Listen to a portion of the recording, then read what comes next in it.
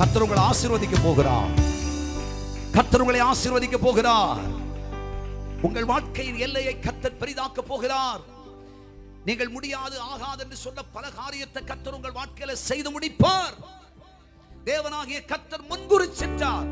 உன்னை ஆசீர்வதிக்க வேண்டும், உன்னை உயர்த்த வேண்டும், உன் சகோதரர்கள் எல்லாரை பார்க்கலும் உன்னை கனம் பண்ண வேண்டும் என்று பரலோகம் தீர்மானித்து விட்டது. அப்பா அம்மாக்கு அதெல்லாம் புரியாதுங்க. ஈசாயினுடைய புத்திரர் இருக்கிறார்களே, 7 பேரை பத்தி அப்பா அம்மாக்கு நல்ல அபிப்பிராயம் இருந்ததா இல்லையா? 7 பேருக்கு நல்ல அபிப்பிராயம். என்ன?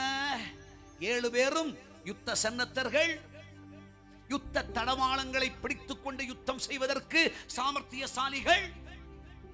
ஆனா 8வது ஒருவன் இருக்கான். அவன் ஒன்றுக்கும் உதவாதவன்.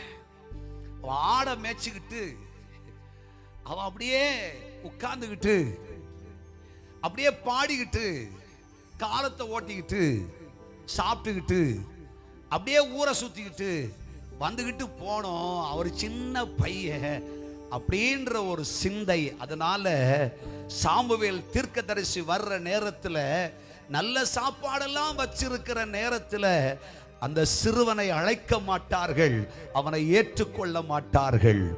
ஆனால் கர்த்தராகிய தேவன் முன் குறித்ததை நிறைவேற்ற வல்லவர்.